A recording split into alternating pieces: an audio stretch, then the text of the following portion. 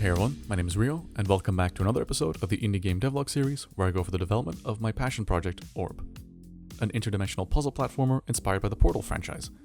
In this episode, I'll be going over some new additions and polishing tweaks that I've added, as well as the release of the testing grounds, something I'm sure a lot of people have been looking forward to. But before we get into the updates, I'd like to thank this video's sponsor, and also my very first sponsor, Core. Now, if you watch my videos, I think it's safe to assume that you're interested in game development, or at the very least games as a whole. Well, then you should check out Core, a new gaming platform where you can create, share, and play your very own PC multiplayer games. Best of all, you can create games without any programming or art experience, since Core provides you with thousands of high-quality music, audio, and art assets right at your disposal. However, if you do know how to code, you can build your own games from scratch and write your own logic using Lua. Core is also powered by Unreal Engine, so your games will have high-quality AAA graphics. One of my favorite things is that it comes built in with multiplayer features right off the bat, something I know that can be really tough for a lot of developers. With Core, you can publish your games instantly for others to play. And on top of all this, you can even make money with your games through the Core Perk program. Core shares 50% of the revenue with their creators. With this, some creators have been able to pay their bills, buy their dream cars, and so much more with the help of the Perk program. If this sounds interesting to you, then you can download Core for free using the link in the description.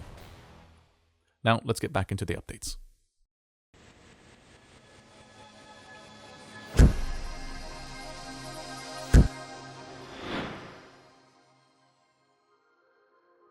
So I've mainly been working on the testing grounds, but we'll get into that later into the video. Regardless, I'm glad to say that things have been coming together quite well lately. However, one big thing that I felt was missing and would really tie things together is a proper user interface and menu, together with a proper settings menu. And after some trial and error, this is what it currently looks like. Now, I want to be transparent about the things that I do, and I do want to clarify that I did not make the settings menu. It was a purchased asset off of the Unreal Engine marketplace. And that brings me to an interesting topic that I've been thinking about quite a bit, and that is the idea of purchasing pre-made assets. Personally, I'm not a huge fan of it, as I like to make things very personalized and custom to myself, and also I feel like I have to make things myself. On the flip side, lately I've also been realizing that not everything needs to be made from scratch, and not everything needs to be innovated on and experimented with, especially when it comes down to things that are present in every game, like menus for example. So after some thinking, I've decided that I'll probably be purchasing a few assets off of the marketplace as I continue to help development come along.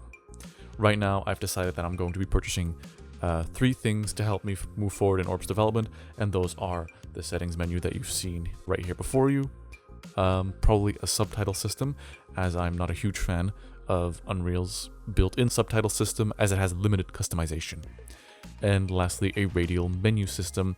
This one is mainly for the dimensional ring system that was introduced a while back. It is still currently in the game, however it needs to be moved from 4 dimensions to 3 dimensions. And that one was custom made, however it took a lot more effort than it really should have been necessary, so an asset like that would be worth it.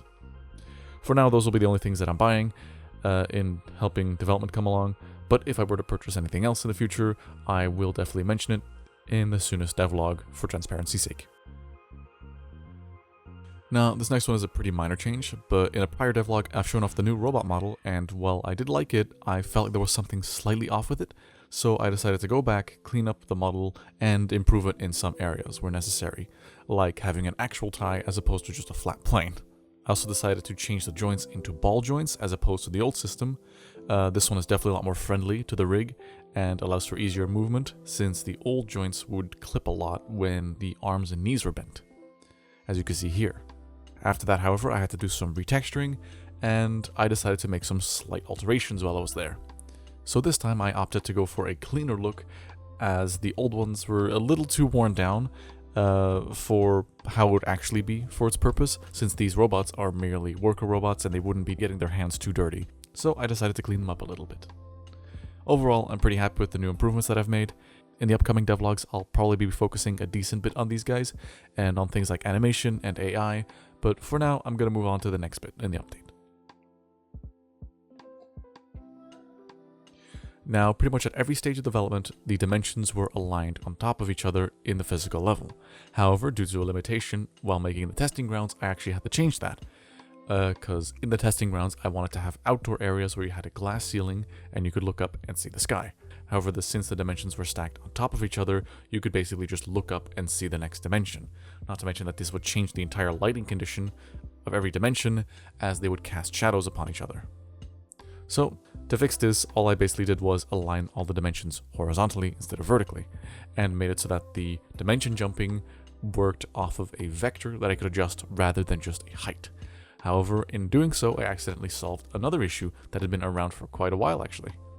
When jumping dimensions while holding an object, it would oftentimes disappear when entering the next dimension, and this was actually due to the fact that I added death boxes between each dimension layer if the player were to ever fall out of the map. However, as it turns out, things like power cells would sometimes hit these boxes as you're jumping dimension and would respawn once you spawned into the next dimension.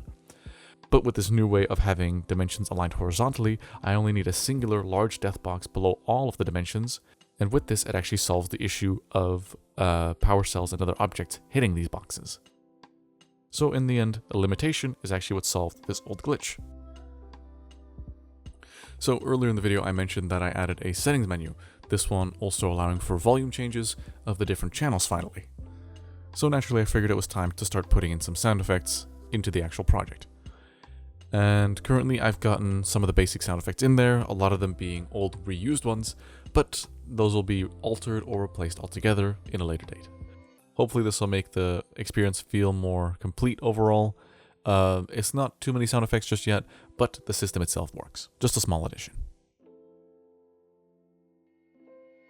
Now, following off of the previous small update, another small thing that I want to discuss is style. So one of the things that has changed the most in my eyes compared to the old one is the style of the game. And I've been unsure about one very specific thing, and I'd actually like everyone's input on it. Now, in a lot of these types of games, you'll see that most of the walls and floor textures consist of some type of paneling, tiling, or repeating pattern. So I've opted to do a more solid stone wall design based on games like Mirror's Edge to stand out a bit, I guess. However, I'm realizing now that perhaps that tile design is done so much for a reason and because it works so well. Currently, I'm loving the feel of the game, but I still think something is missing stylistically. So with that, I'd like everyone's input on what you guys would prefer, a smooth style wall or a more paneled or tiled wall. I'm not going to do a poll for something so small, but I'm just curious to see what all of you guys think. So just let me know in the comments. Now I know a lot of you are eagerly waiting for the game, and I really appreciate everyone's patience. I've been working a lot on getting the demo done so I can have it up on a Steam page and everything and make it look nice and official. Right now, most of the stuff regarding the demo is done, and of course stuff beyond that. The main things that are missing are things like sound design and characters. I'm currently busy writing down a lot of the voice lines and trying to get the voice right, which is something I'll be focusing on in the next devlog. But expect to see more concrete updates about the demo and maybe even a Steam page in the next few devlogs. But that's for the future. Right now, I want to focus on the testing grounds. Now finally the part that everybody's been waiting for, the testing grounds. I said that I was going to release it in the next devlog last time, and here it finally is. But I just quickly want to recap what it is again and what my plans are going forward with it. So basically, it is a single level where people can test out almost every single mechanic that'll be present in the final build of the game. I'd like to use it for public testing as well as discovering and hopefully fixing some new bugs. And with that, I'd like to also release updates actually as time goes on. My plan is to release a new version of the testing ground in every single devlog so that people have something more physical to look forward to, at least in every video. With these updates, I plan on patching bugs and perhaps even add new things over time. In the menu, you can find a feedback button that you can click, which will redirect you to a form where you can add in a description and picture of the bug that you found, or if you'd just like to give general feedback on how you think the game could be improved. I'm always open for it. Other than that, I hope you guys enjoy playing around at testing grounds. It's nothing super large, but it's still something to play around in as you wait. Currently, not all parts are accessible, but as time goes on, some things may be unlocked. Now, if you enjoyed the video, leave a like. If you want to see more content, feel free to subscribe. And if you want to see even more frequent updates outside of just videos, you can join our community Discord server in the description below. Once again, I'd like to thank Core for sponsoring this video. You can download Core in the link in the description. Anyways, I'll see you guys in the next one. hopefully sooner than the last.